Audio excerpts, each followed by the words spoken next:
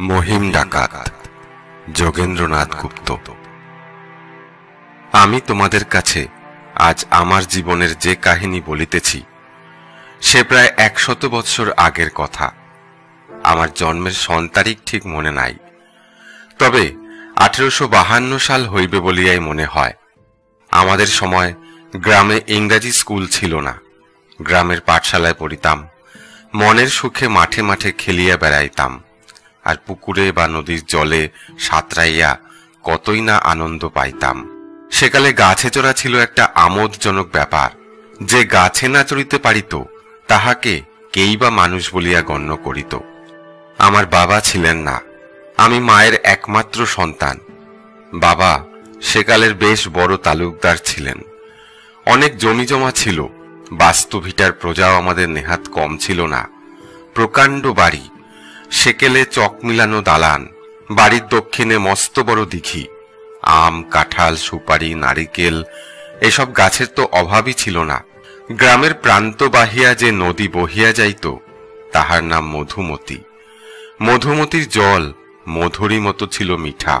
পাঠশালায় পড়ুয়াদের মধ্যে আমার সঙ্গে যাহাদের ভাব ছিল তাহাদের অনেকের কথাই আজ আর তেমন করিয়া মনে নাই, তবে দুই একজনের কথা এখনো মনে আছে। একজনের নাম ছিল জবর আলী। জবর আলীর বাবা ছিল হামিদ। হামিদ গ্রামের মধ্যে একজন বর্ধিষ্ণু চাষী ছিল। তাহার মতো সাধু মানুষ আজও আমি দেখিয়াছি বলিয়া মনে হয় না। হামিদকে আমরা মামু বলিয়া ডাকিতাম। তাহার কাছে আমাদের অনেক চাষের জমি ছিল। সে চাষ করিয়া উৎপন্ন শস্যের অর্ধেক আমাদের দিত। যতদিন হামিদ বাঁচিয়া ছিল নির্ধারিত সময়ে সে ক্ষেতের ফসল সমানভাবে মাকে আনিয়া বুঝাইয়া দিয়া বলিত, দিদি ঠাকরুন, আর ঠিক হয়েছে তো? মা কোনোদিন একটি কথাও তাহাকে বলিতেন না, শুধু হাসিতেন। হামিদের উপর এমনই ছিল তাহার অগাধ বিশ্বাস। আর জবর আলী, সে আমার জন্য কোঁচর ভরিয়া ক্ষেতের শশা, ফুটি, আমের দিনে আম, গাছ হইতে ভালো মিষ্টি আম পাড়িয়া আনিয়া উপহার দিত। আর এক বন্ধু ছিল নিতাই, সে জাতিতে জেলে। তাহার নৌকাতে চড়িয়া কতদিন নদীতে বেড়াইয়াছি, সে কথা মনে হইলে এখনো কত না আনন্দ হয়। এখন অন্য কথা শোনো। আমার মা চাহিয়াছিলেন আমাকে মানুষ করিয়া তুলিতে, তাই তিনি স্থির করিলেন যে আমাকে ঢাকা শহরে রাখিয়া ও ভালো ইংরেজি স্কুলে ভর্তি করিয়া দিয়া লেখাপড়া শিখাইবেন। আমাদের গ্রামের একজন ভদ্রলোক ঢাকা শহরে ওকালতি করিতেন। তিনি আমাদের পরিবারের বিশেষ হিতৈষী ব্যক্তি ছিলেন। তাহার নাম ছিল কৈলাসচন্দ্র বন্দ্যোপাধ্যায়। তিনি গ্রাম্য সুবাদে আমাদের জ্যাঠামশাই হইতেন। কৈলাসবাবু সেকালে ঢাকা শহরে বিশেষ প্রতিপত্তিশালী উকিল ছিলেন। যেমন তাহার আয় ছিল তেমনি তাহার বাড়িতে সদাব্রত ছিল। তখন ছাত্রদের থাকিবার জন্য আজকালকার দিনের মতন এত হোস্টেল, মেস এসব কিছুই ছিল না। শহরের বর্ধিষ্ণু অধিবাসীরা নিজ নিজ গৃহে ছাত্রদের থাকিবার ও খাইবার ব্যবস্থা করিয়া দিতেন। নিজ পুত্র পরিবারের ন্যায় আদর ও যত্ন করিতেন, কোনরূপ প্রভেদ রাখিতেন না। একবার বন্দ্যোপাধ্যায় মহাশয় পূজার ছুটিতে দেশে আসিলে মা কহিলেন, নিখিলকে আপনার ওখানে রেখে পড়াতে চাই। কৈলাসবাবু হাসিয়া কহিলেন, বেশ কথা মা, কত অপরিচিত ভদ্রলোকের ছেলেরাই তো থাকে, আর তোমার ছেলে থাকবে না? তুমি নিখিলকে ছেড়ে একা থাকতে পারবে তো? জানেন তো সবই, আমার নিখিল ছাড়া কেই বা আছে এই সংসারে। তবে বাড়ি বসিয়ে ওর ভবিষ্যৎ নষ্ট করলে তো চলবে না। মানুষ না হলে যা কিছু তিনি এত কষ্ট করে রেখে গেছেন তাই বা থাকবে কি করে? আমি নিখিলকে আপনার হাতেই সঁপে দিচ্ছি। আপনি তাকে আপনার ছেলের মতোই মানুষ করবেন। তা বেশ, কিন্তু এবার তুমি আমার সঙ্গে গিয়ে কিছুদিন থেকে এলে ওর মনটা বেশ ভালো থাকবে, সব গুছিয়ে দিয়ে আসবে। মা সেখান হইতে আসিবার সময় আমাকে কহিলেন, হ্যাঁ রে নিখিল, তুই জ্যাঠামশাইকে প্রণাম করলি না? আমি লজ্জিত হইয়া বন্দ্যোপাধ্যায় মহাশয়কে প্রণাম করিলাম। তিনি আমাকে আদরে বুকে জড়াইয়া ধরিয়া কহিলেন, হা হা হা, ঠিক আছে ঠিক আছে, এসো বাবা, মায়ের বাসনা পূর্ণ করো, মানুষ হও। পূজার পরে আদালত খুলিলে বারুজ্জে মহাশয় এক বড় বজরায় চড়িয়া দলবল সহ ঢাকা রওনা হইলেন। আর আমিও চলিলাম মায়ের সঙ্গে একখানা মাঝারি পানসিতে। সঙ্গে চলিল আমাদের পুরাতন ভৃত্য রাম সদয়, একজন দাসী, আর প্রৌঢ়া একজন আত্মীয়া, মায়ের রান্নাবান্নার তত্ত্বাবধান করিতে। সেকালের কর্তারা স্টিমার চলা শুরু হইলেও নৌকায় স্বাধীনভাবে চলাফেরা করাই পছন্দ করিতেন। পথে কোনো হাটের কাছে নৌকা ভিড়াইয়া টাটকা মাছ ও দুধ কিনিতেন, তরিতরকারি কিনিতেন। তারপর রান্না বান্না করিয়া খাওয়া দাওয়ার পর নৌকা ছাড়িতেন। ৫-৭খানি নৌকা একসঙ্গে চলিত। প্রত্যেক নৌকায় লাঠিয়াল সর্দাররা থাকিত, কেননা সে সময় জলপথে প্রায় ডাকাতি হইত। আমাদের বাড়ি ছিল পদ্মার দক্ষিণ পারে, কাজে আমাদের বাড়ি হইতে নৌকায় ঢাকা আসিতে সময় সময় ৩-৪ দিনও লাগিত। যদি আশ্বিন বা কার্তিক মাসে ঝড় দেখা দিত, তবে অনেক সময় বড় নদী বা পদ্মা পাড়ি দেওয়া সম্ভব হইতই না, নৌকা নোঙর করাই থাকিত। গ্রামের বিদ্যালঙ্কার মহাশয় শুভ দিনক্ষণ দেখিয়া আমাদের যাত্রার সময় নির্দেশ করিয়া দিলে পর আমরা সে নির্দিষ্ট শুভ দিনে নৌকায় উঠিলাম। আমার মনে নূতন শহর দেখিব বলিয়া আনন্দের অবধি ছিল না। তখন আমার বয়স 10 বৎসর হইবে। গ্রাম ছাড়িয়া বিদেশে কোথাও যাই নাই, বড়জোর 4-5 মাইল দূরের আত্মীয় স্বজনের বাড়ি গিয়াছি। বাড়ির পাশের নদীকে আমরা নদী বলিলেও ভিন্ন অঞ্চলের লোকেরা বলিত মধুমতির খাল। বাস্তবিকই নদী চওড়া ছিল কোথাও মাত্র 100 হাত, কোথাও 200 বা 300 হাত। নদীর দুই পারে কয়েক মাইল গেলেই ধুধু করে মাঠ। মাঠের মধ্যে লোকজনের বসতি বড় নাই। অতি দূরে দূরে 2-1খানি বাড়িঘর দেখা যায়, মাঝে মাঝে 2-1টি হাট। মাও কোনোদিন ঘরের বাহির হন নাই। তীর্থ ধর্ম অপেক্ষা তিনি আমাকে মানুষ করিয়া তুলিবার কথাই সর্বদা ভাবিতেন। বলিতে ভুলিয়াছি, আমাদের নৌকায়ও ভৃত্য ব্যতীত একজন প্রহরী ছিল। গ্রামের লোক তাহাকে সকলেই শ্রদ্ধা করিত। তাহার নাম ছিল মনাই সর্দার। সে এক সময় ডাকাতি করিত। মনাই সর্দারকে আমরা গ্রামের ছেলেমেয়েরা মনা দাদা বলিয়া ডাকিতাম। মনাই দাদা আমাদের পাহারাদার হইয়া সঙ্গে চলিল। মনাই সর্দারের বয়স হইয়াছিল, তা প্রায় 50-এর উপর। মাথায় কাঁচা পাকা বাবরি চুল, তেল চকচক করিতেছে। গায়ে একটি ছোট মলিন হাত কাটা জামা, মস্ত একজোড়া গোঁফ দুর্গা প্রতিমার অসুরের মতো। গায়ের রং মিশমিশে কালো, বাঁ হাতে একটি সোনার তাবিজ, গলায় মোটা রুদ্রাক্ষের মালা, কপালে সর্বদাই রক্তচন্দনের বড় ফোঁটা থাকিত। হাত পা লোহার মতো শক্ত। সর্বদা সঙ্গে থাকিত লম্বা বাঁশের এক লাঠি। সে যখন পূজার সময় মণ্ডপে দাঁড়াইয়া মাথার উপর দিয়া বো বো বন বন শব্দে লাঠি ঘুরাইয়া প্রতিপক্ষের উপর হা রেড়ে রেড়ে করিয়া লাফাইয়া পড়িত, তখন আমরা ছোটরা ভয়ে জড়সড় হইয়া ঘরের কোণে গিয়া লুকাইতাম।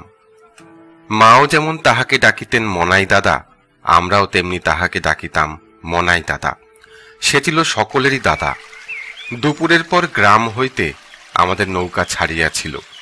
জ্যাঠামশাইয়ের বিরাট বজরা আগে আগে, আমাদের মাঝারি পানসিখানা তাহার পিছু পিছু চলিতেছিল।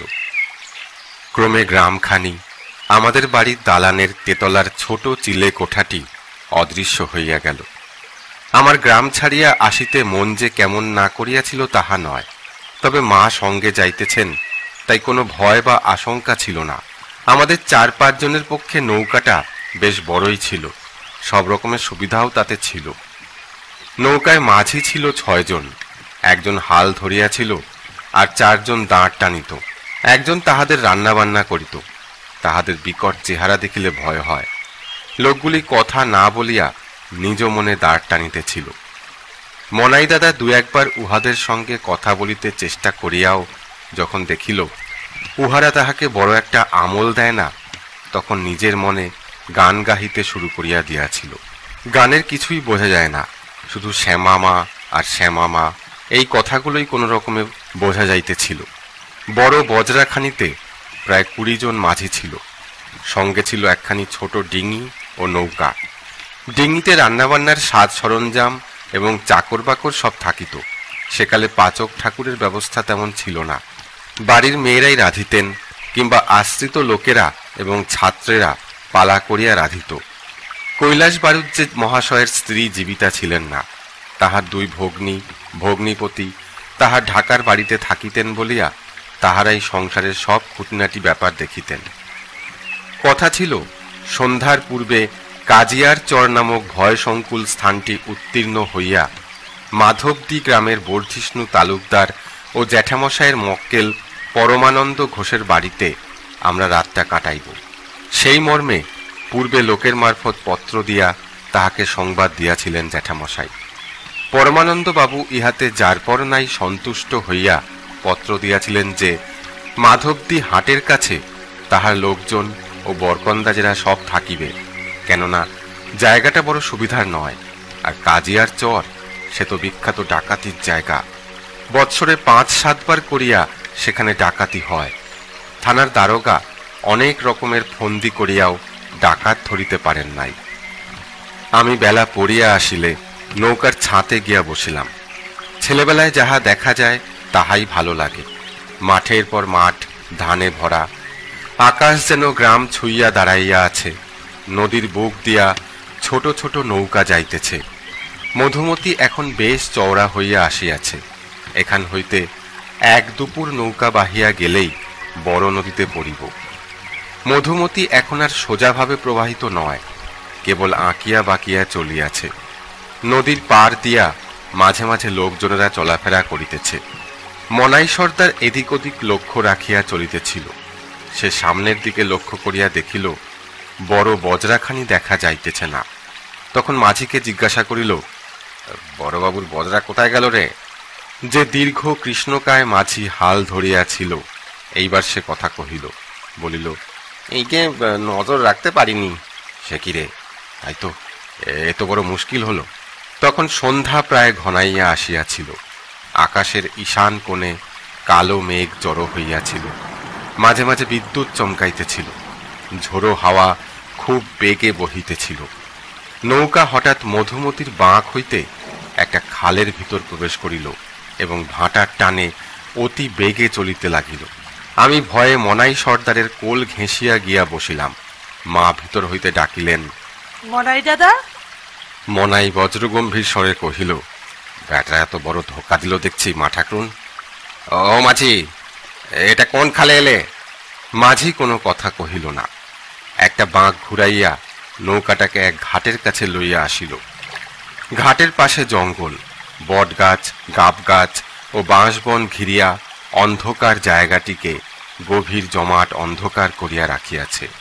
মনাই সর্দার আমাকে কোলে করিয়া নৌকার ছাদ হইতে লাফাইয়া নিচের পাটাতনের উপর পড়িল এবং আমাকে মায়ের দিকে ঠেলিয়া দিয়া লাঠি লইয়া খাড়া হইয়া রহিল এবং মাঝিদের বলিল, নৌকো ঘুরিয়ে নে, নইলে ব্যাটাদের মাথার খুলি ভাঙব। বলিয়া সে বেগে লাঠি ঘুরাইতে লাগিল। রাম সদয় মায়ের কাছেই ছিল। আমি ভয়ে কেমন যেন হইয়া গেলাম। মনে হইতেছিল, মা আছেন তো ভয় কি। দেখিতে দেখিতে সেই অন্ধকারের মধ্য দিয়া গাছের আড়াল হইতে বিকটাকার একদল লোক নৌকার কাছে আসিতে লাগিল। আমি দেখিলাম তাহাদের প্রত্যেকের মুখ কালি মাখা, গা তেল চুকচুকে, প্রত্যেকের মাথায় বাবরি চুল, চোখ দুইটি রক্ত জবার মতন রাঙা, সকলেই গাট্টা গোট্টা জোয়ান। মনাই দাদা দাঁড়িদের দুজনকে জখম করিয়া ফেলিয়াছিল। সে পাগলের মতো বোঁ বোঁ করিয়া লাঠি ঘুরাইতেছিল আর জয় মা কালী, জয় মা কালী বলিয়া চিৎকার করিতেছিল। হঠাৎ পিছন হইতে কাহার যেন লাঠির ঘায়ে মনাই দাদা ঝপাং করে খালের কিনারায় জলের মধ্যে পড়িয়া গেল। এমন সময় দীর্ঘকায় গৌরবর্ণ প্রৌঢ় বলিষ্ঠ এক ব্যক্তি নৌকার মধ্যে আসিল। তখন ডাকাতেরা মশাল জ্বালিয়াছিল।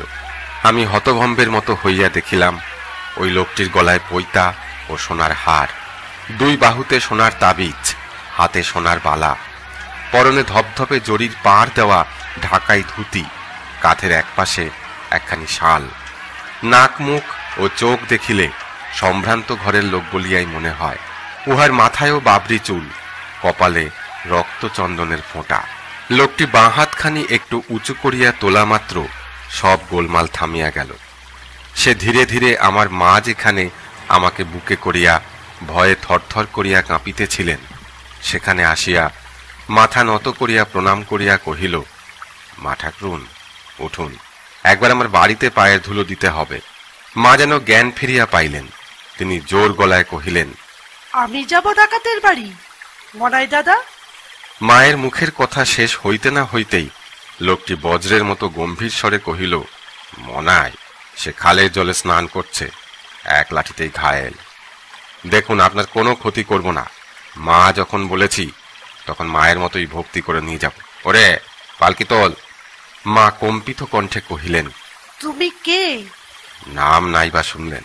তবু আমার নাম মহিম। মা কাঁপিতে কাঁপিতে অস্ফুট স্বরে কহিলেন, মহিম ডাকাত? ভদ্রঘরের কুলাঙ্গার? মহিম ডাকাত হাসিয়া কহিল, এবার পালকিতে উঠুন ছেলেটাকে নিয়ে। আপনার সঙ্গের লোকদের ব্যবস্থার জন্য ভাববেন না। লড়েছিল বটে মনাই বেটা, বেঈমান। এ কথা বলিয়াই দন্তে দন্তে ঘর্ষণ করিয়া কহিল, ওরে পালকি নিয়ে আয় নৌকোর কাছে। মা আমাকে বুকে করিয়া মূর্ছিতা হইয়া পড়িলেন। অন্যদিকে বড় বজরার মধ্যে কৈলাস বারুজ্জে মহাশয় তাকিয়া ঠেস দিয়া অর্ধশায়িত অবস্থায় আরামের সহিত গড়গড়ার নল টানিতে টানিতে মক্কেলের মোকদ্দমার কাগজপত্র সব দেখিতেছিলেন। মাঝে মাঝে চোখ তুলিয়া অন্যমনস্কভাবে বাহিরে নদীর দিকে তাকাইতেছিলেন। নদীর জল ছলছল শব্দে ছুটিয়া চলিয়াছে। সঙ্গের একজন মুহুরী পাশে বসিয়া কাছারি খুলিলে কোন কোন মোকদ্দমার তারিখ আগে বা পরে তাহা একে একে বলিয়া দিতেছিলেন। একে অনুকূল স্রোত, তারপর 20 জন দাঁড়ির দ্বার ক্ষেপণে নৌকাখানি অতি দ্রুত চলিতেছিল। বজরার ছইয়ের ওপর বসিয়া সর্দারেরা জটলা করিতেছিল, আর ডিঙি নৌকোতে যাহারা ছিল তাহারা রান্না ও গল্প দুইই করিতেছিল। কোথায় কোন মাঠে ডাকাতি হইয়াছিল, কোন সর্দার কিরূপ বাহাদুরি করিয়া একজন ডাকাতের সর্দারকে ঘায়েল করিয়াছিল, সে কথাই হইতেছিল। সন্ধ্যা হইয়া আসিল, আকাশের গায়ে মেঘ দেখা দিল। সেই ঝোড়ো হাওয়ায় বজরাখানিও অতি বেগে মধুমতি নদীর বুক দিয়া ছুটিয়া চলিল। এই নৌকার মাঝিদের মধ্যে সকলেই বারুজ্জে মহাশয়ের বিশ্বাসভাজন। তাহারা কয়েক বৎসর যাবতী তাহাকে ঢাকা লইয়া আসিত, কাজেই তিনি ইহাদিগকে বিশ্বাসী মনে করিয়া বরাবর ইহাদের নৌকাতেই যাতায়াত করিতেন। বাস্তবিকই ইহারা বিশ্বাসী ছিল। বড় মাঝির বা বজরাখানির অধিকারীর নাম ছিল চৈতন। দীর্ঘকায়, বলিষ্ঠ ও ছিপছিপে রোগা রকমের লোকটি, তবে তাহার বয়স 60-এর উপর হইয়াছিল। চৈতনের পিতামহ ছিল বিখ্যাত ডাকাত মজনু ষাঁড় দলেরই একজন। চৈতনের বাবাও ডাকাতি করিত। শুধু চৈতন ডাকাতি করিত না, সে ছিল ভিন্ন প্রকৃতির। মাঝি হিসেবে তার খুবই নাম ছিল। পদ্মা নদীতে এবং মেঘনায় পাড়ি জমাইতে তাহার মতো দক্ষ মাঝি বড় একটা দেখা যাইত না। যে ঝড় তুফানে পদ্মা ও মেঘনার উত্তাল তরঙ্গের মধ্যে কেহ নৌকা ধরিতে সাহস করিত না, সেই সময়েও নির্বিঘ্নে পাড়ি দিত চৈতন। চৈতন মাঝি হাল হইতে পিছনের দিকে বড় একটা নজর দিতে পারিত না। তবু সে মাঝে মাঝে দাঁড়িদের জিজ্ঞাসা করিয়াছে, ছোট পানসি আর কদ্দূর রে? কিন্তু কেহ সেদিকে খেয়াল রাখে নাই। স্রোতের টানে ও বাতাসের জোরে বড় বজরাখানি যখন অতি বেগে ছুটিয়া চলিয়াছিল, তখন চৈতন অন্য একজনের হাতে হাল ছাড়িয়া দিয়া বারুজ্জে মহাশয়ের নিকট আসিয়া বলিল, কর্তা, ওই ছোট পানসি তো দেখা যায় না। কৈলাসবাবু ভীত ও চকিত হইয়া বলিলেন, কি বলিস? কি হবে রে চৈতন? আইগে হ, ঠিক কথাই কইছি। সর্দাদের একটু সাবধান করে দেন। মাধবদি যাইতে এখনো 4 দণ্ড লাগবো। কাইজার চড়ার সামনে দিয়ে যাইতে হইব তো। কৈলাসবাবু ডাকিলেন, রঘুয়া। জি মহারাজ। কর্তার ডাকে রঘুয়া নামিয়া আসিয়া সর্দারদের কায়দায় লাঠি হাতে নমস্কার করিয়া কহিল, জয় হুকুম হুজুর। এই রঘুয়া লোকটি দেখিতে ভীষণ কালো, একটি চক্ষু নাই, এক কথায় কানা। মাথায় বড় বড় ঝাঁকড়া চুল ও লম্বা টিকি, দৈর্ঘ্যে প্রায় 6 ফুট লম্বা, বয়স 40-এর কাছাকাছি, খুবই বলিষ্ঠ, সে বাঙালি নয়, 10 বছর যাবৎ এ বাড়িতেই আছে। লোকটি বিশ্বাসী। নেশাভাং একটু আধটু করিলেও রঘুয়া অতি সুনিপুণ লাঠিয়াল এবং তলোয়ার চালাইতে তাহার মতো ওই অঞ্চলে একজনও ছিল না। কৈলাসবাবু চৈতন যেমন যেমন বলিয়াছিল, রঘুয়াকে একে একে সেসব কথা কহিলেন এবং বলিলেন যে পিছনের পানশিখানা নজরে পড়ছে না। তারপর কহিলেন, বাবা, আমরা ভেবেছিলাম সন্ধ্যার আগে কাজিয়ার চর ছাড়াতে পারবো, কিন্তু চৈতন বলে সে এখনো 4 দণ্ডের রাস্তা। তা তোমরা সব দিকে নজর রাখবা, আর ছইয়ের ওপর থেকে হাঁক দাও ওই পানশির সর্দার মোনাইকে। রঘুয়া মনিবের কথায় কহিল, হুজুর, এই কাজিয়াচরের আগে দিঘির পাড়ের হাটে নৌকা রাখলে হয়। কেন রে রঘুয়া? আগে চরে প্রতি রোজ ডাকাতি হচ্ছে, হাটে ভয় কম। কৈলাসবাবু চৈতনের দিকে চাহিয়া কহিলেন, চৈতন, কি বলো? চৈতন সগৌরবে বলিল, আইকা ওই চৈতনের যে কথা সেই কাজ। রায় 4 দণ্ডের মধ্যে মাধব দি যাইমু। রঘুয়া ভাই, তোমরা সবাই খবরদারি থাকো। চৈতন এ কথা বলিয়া তাহার মাঝি মাল্লাদের হাঁক দিয়া কহিল, জোর সে চালাও, মা জোর হেইও। নৌকো নক্ষত্র বেগে ছুটিয়া চলিল। রঘুয়া বজরা ছইয়ের উপর হইতে হাঁক দিল, আরে রে রে রে, হো মনাই সর্দার রে।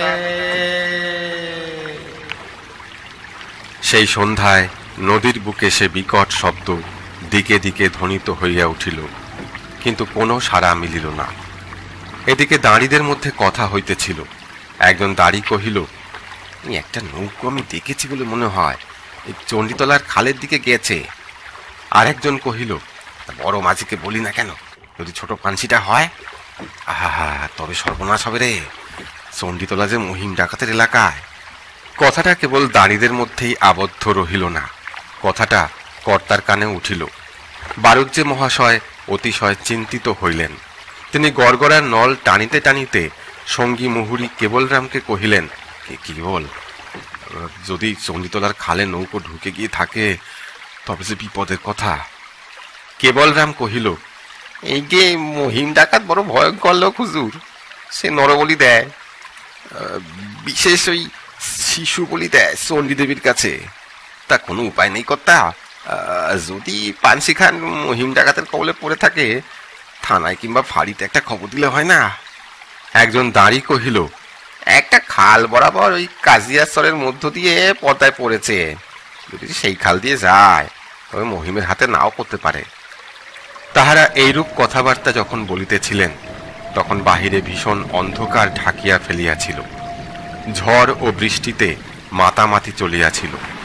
মধুমতি এখানে অনেকটা চওড়া। নদীর বুকে প্রকাণ্ড ঢেউ উঠিতেছিল। বড় বজরাখানি দুলিতেছিল।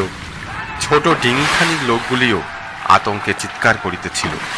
চৈতন প্রাণপণে হাল ধরিয়াছিল এবং বলিতেছিল, 5 পীর বদর বদর। বজরা ঢেউয়ের তালে উঠাপড়া করিয়া নাচিতে নাচিতে চলিল। সুদক্ষ কর্ণধার চৈতনের ক্ষিপ্রকারিতায় নৌকাখানি ঝড় তুফান এড়াইয়া তাহার একান্ত অনিচ্ছা সত্ত্বেও কাজিয়ার চরের মধ্যবর্তী পদ্মার একটি শাখার মধ্যে আসিয়া প্রবেশ করিল।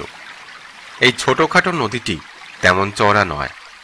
তারপর মধ্যে বস্তি থাকায় বাতাসের প্রকোপও তেমন ছিল না।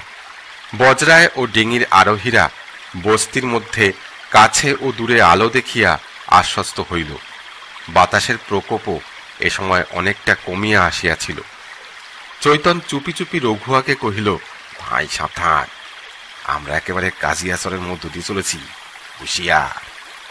রঘুয়া ও তাহার দলের প্রায় 10-12 জন লোক লাঠি ও তলোয়ার হাতে তৈরি ছিল। সকলেই নৌকোর চারিদিকে ও নদীর কিনারার দিকেই নজর দিয়েছিল বেশি, কেননা সে সময় জলের ডাকাতরা হয় ছিপ নৌকোয় চড়িয়া কিংবা কালো হাঁড়ি মাথায় দিয়া অন্ধকারে সাঁতরাইয়া যাত্রী নৌকার কাছে আসিয়া অসতর্ক আরোহীদের আক্রমণ করিত। কাজিয়ার চর সম্বন্ধে 2-1টি কথা বলিতেছি। কাজিয়ার চর পদ্মা ও মেঘনার সঙ্গম স্থলের অল্প একটু দূরে অবস্থিত। চরটি দৈর্ঘ্যে প্রায় 12 মাইল হইবে, প্রস্থে 2 মাইল বা 2.5 মাইলের বেশি হইবে না। এই সুবিস্তৃত চরাভূমির অনেক জায়গায় বর্ষার প্লাবনে ডুবিয়া যায়। অল্প জায়গাতে মাটি তুলিয়া বসতি করা হইয়াছে। এইসব বসতিতে বেশিরভাগই দস্যু ব্যবসায়ী লোকের বাস। ইহাদের একটা ইতিহাস আছে। গল্পটির পক্ষে বুঝিতে সহজ হইবে বলিয়া সংক্ষেপে সে প্রাচীন ইতিহাস বলিতেছি। মুসলমান রাজত্বকালে বাংলাদেশে ও ভারতের নানা স্থানে সন্ন্যাসী ও ফকিরদের ছিল অবাধ বিচরণ ক্ষেত্র। নবাব আলীবর্দী খাঁয়ের রাজত্বকালে ব্রাহ্মণ, সন্ন্যাসী এবং ফকিরদের প্রতি প্রাদেশিক শাসনকর্তাদের বেশ ভক্তি ছিল। সে সময়ে উড়িষ্যার শাসনকর্তা দুর্লভ রাম এই সকল সন্ন্যাসী ও ফকিরদের প্রতি বিশেষ অনুরাগী ছিলেন এবং তাহাদিগকে যথাযথ রূপে খাদ্য সরবরাহ করিতেন। এইসব সন্ন্যাসী ও ফকিরেরা বাংলার এমন জেলা ছিল না যেখানে যাতায়াত করিত না। ইহারা দলবদ্ধ হইয়া বড় বড় লোকের বাড়ি আক্রমণ করিয়া ধন সম্পত্তি লুণ্ঠন করিত। মজনু শাহ ছিল একজন বিখ্যাত দস্যু ও ফকির। প্রায় 150 বৎসর আগেও লোকের মুখে মুখে মজনু ফকিরের সম্পর্কে ছড়া শোনা যাইত। সেই অষ্টাদশ শতাব্দীর মধ্যভাগ হইতে 19বিংশ শতাব্দীর মধ্যভাগ পর্যন্ত এই দস্যু ডাকাতদের উৎপাত হ্রাস করিতে ব্রিটিশ গভর্নমেন্টকে বিশেষ বেগ পাইতে হইয়াছে। অনেক জায়গায় ইংরাজ পক্ষের সিপাহীদের সহিত ডাকাতদের রীতিমতো লড়াই হইয়াছে। এই সন্ন্যাসী ফকিরদের চেলারা বাংলার জেলায় জেলায় গ্রামে গ্রামে দল বাঁধিয়া ঘুরিয়া বেড়াইত। কাজিয়ার চরে যে ফকিরদের দল বাস করিত তাহার বেশিরভাগই ছিল মজনু শাহ ফকির দলের বংশধর। ইহারা দিনের বেলায় চাষবাস করিত এবং অতি শিষ্ট শান্তভাবে সাধারণ গৃহস্থের মতন চলাফেরা করিত, কিন্তু রাত্রিবেলা দল বাঁধিয়া ডাকাতি করিতে বাহির হইত। কাজিয়ার চরে কয়েকজন বিখ্যাত ডাকাতের সর্দারের বাস ছিল। তাহাদের অধীনে নানা জেলায় হাজার হাজার দস্যু ছিল। এইসব ডাকাত ব্যায়াম করিত, তলোয়ার খেলিত, রণ পা করিয়া এক রাত্রিতে 10-15 মাইল জায়গা অতি সহজেই চলিয়া যাইত, আবার ডাকাতি করিয়া রাত্রিতেই ফিরিয়া আসিত। থানাদার পুলিশ চৌকিদারকে ইহারা আমলেই আনিত না। কাজিয়ার চরের এই অধিবাসীদের বাড়িঘর দেখিতে সমৃদ্ধ গৃহস্থের মতনই ছিল। গোলাভরা ধান, ফুল ও ফলের বাগান, বাড়ির ভিতরে ও বাহিরে ওইসব বড় বড় ঘর দেখিলে কাহার সাধ্য ইহাদিগকে দস্যু ডাকাত বলিয়া মনে করিবে। কিন্তু রাত্রিবেলা তাহারা ধরিত ভিন্ন রূপ। সরকি, বল্লম, তলোয়ার হাতে, কপালে সিন্দুরের ফোঁটা পড়িয়া, মালকোচা মারিয়া, ঝাঁকড়া চুল দোলাইয়া যখন ডাকাতি করিতে বাহির হইত, তখন তাহাদের সেই ভয়ঙ্কর মূর্তি দেখিলে লোকের প্রাণ আতঙ্কে শিহরিয়া উঠিত। মানুষ মারিতে এই ডাকাতদের বিন্দুমাত্র কৃপা হইত না, এমনি ছিল ইহাদের পাষাণ হৃদয়। এজন্য কাজিয়ার চরের নাম শুনিলে সেকালের লোকেরা আতঙ্কে শিহরিয়া উঠিত। এক্ষণে বজরার মাঝিরা ও রঘুয়া সর্দার সকলেই একটা বিপদ আশঙ্কায় প্রস্তুত ছিল। বজরাখানি বেশ চলিতেছিল। দাঁড়িরা দ্বার তুলিয়া বসিয়াছিল। পাছে দাঁড়ের ঝুপঝাপ শব্দে বস্তির লোকেরা টের পায় যে একটা শিকার চলিয়াছে। আর চৈতন সে প্রাণপণে হাল চালাইয়া নৌকাখানিকে দ্রুত চালাইয়া লইতেছিল, কিন্তু এত সতর্কতা সত্ত্বেও তাহারা রক্ষা পাইল না। এই যাত্রীদল মাধবদীর হাট হইতে প্রায় 8 মাইল দূরে রহিয়াছে। এই সময় দেখা গেল একটির পর একটি প্রায় 200 কালো হাঁড়ি নদীর জলে ভাসিয়া আসিতেছে। এই ছোট নদীটি এইখানে 3টি শাখায় বিভক্ত হইয়া গিয়াছিল। সুদক্ষ কর্ণধার চৈতনের এ অঞ্চলের পথঘাট নখদর্পণের মতন পরিচিত ছিল। ওই শাখার যেটি ডান দিকে চলিয়াছে সেই দিক দিয়া নৌকা লইয়া গেলে অতি অল্প সময়ের মধ্যেই মাধবদী গিয়া পৌঁছিতে পারে। সেখানে পৌঁছিলে বিপদের আশঙ্কা থাকিবে না। সে সেইভাবেই নৌকা চালাইয়া দিল। কিন্তু এবার মোড় ফিরিতেই দেখিতে পাইল যে বিপরীত দিক হইতে 5খানা ছিপ নৌকাতে চড়িয়া কতগুলি লোক তাহাদের দিকে আসিতেছে। চৈতন বিপদ গণিল। সে চিৎকার করিয়া কহিল, রঘুয়া সর্দার, হাতিয়ার ধরো, বিপদ, কর্তা সাবধান। রঘুয়া চিৎকার করিয়া হাঁক দিল, আরে জয় মা কালী। ছিপ নৌকা হইতে দ্বিগুণ শব্দে ধ্বনিত হইল।